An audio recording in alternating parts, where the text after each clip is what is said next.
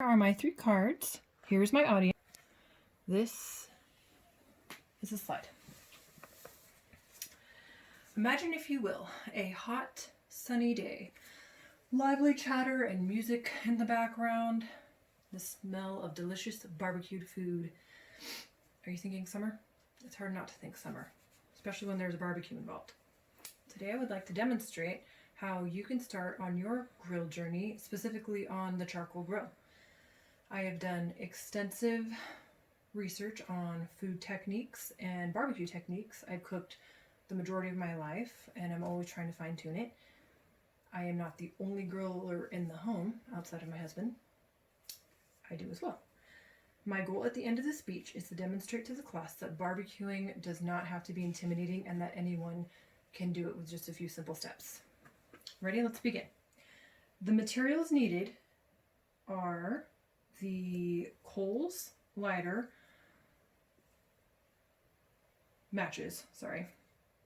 lighter fluid, utensils, plates to transfer food, cooking fats, sauces.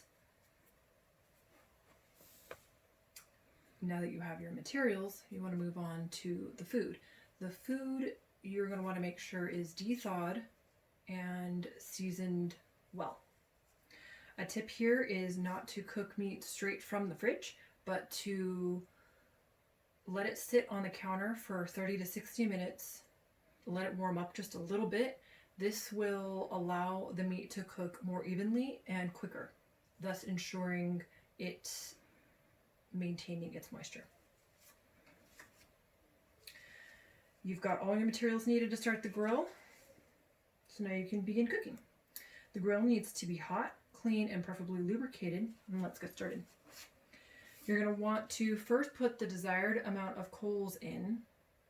As pictured, you can see the coals are in the middle and there is some space on the outer ring, just in case you need to move the meat and let it rest.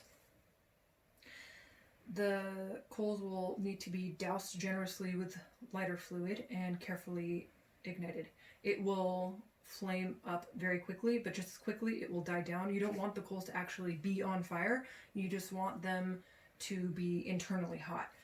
You will do this by putting the lid back on and allowing it to vent. You want the vent to be cracked about halfway to allow the flame to breathe. You don't want it to smother. If by chance it does get smothered, it's okay. All you got to do is put the lighter fluid back onto the coals and start that process again with a match until you get it going. Once you do, it should take about 20 minutes.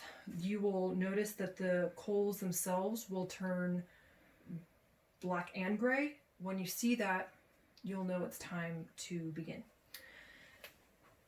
Before you actually cook, though, you're going to need to make sure that the grate is free of any previously charred food particles. You do this by using, as pictured in the middle, the grill. This one is a fancy one that uses water.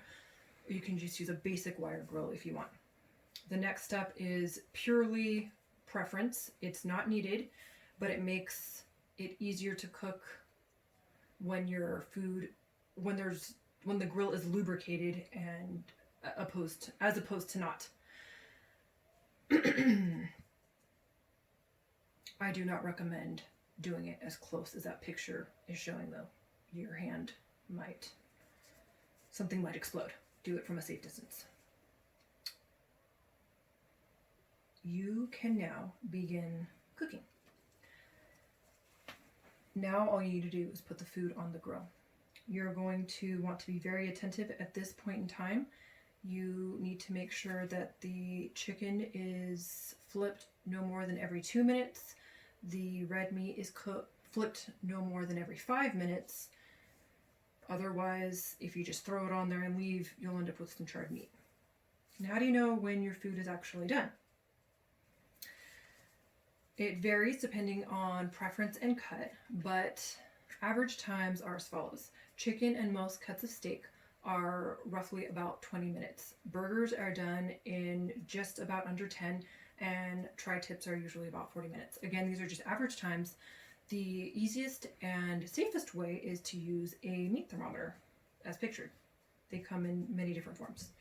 The other method that you could try, which is what I personally like to do, because I'm too lazy to use a meat thermometer, is the palm method, where it's like this. You check the buoyancy with your fingers against your palm pad and compare that to the buoyancy of the meat when you use the utensils against it. So the pinky against your thumb pad would be well done, this is done, medium rare, rare. Chicken should always be cooked thoroughly and can be pulled off at done. Red meat is solely a preference. Now your food is cooked. The hard part is over. I will share one last tip to ensure that you get a great plate of food. Once you are done grilling, you do not just cut right into the food. You're going to want to do one last critical step. Are you ready? You leave it alone. Do not touch it. Leave it alone to rest for 5 to 10 minutes. If you do that, magic happens. Juice just exudes from the meat. Otherwise, if you cut right into it, your meat will be on the dry side. And that's it. In summary, the barbecue is not difficult. Like anything, it just takes a little bit of practice. You're going to need to make sure you've got all your materials and food prepped, ready to go. There are several different types of techniques out there for you to figure out what works best for you. Who doesn't love a good barbecue? Now you've got the basics to start on your own journey.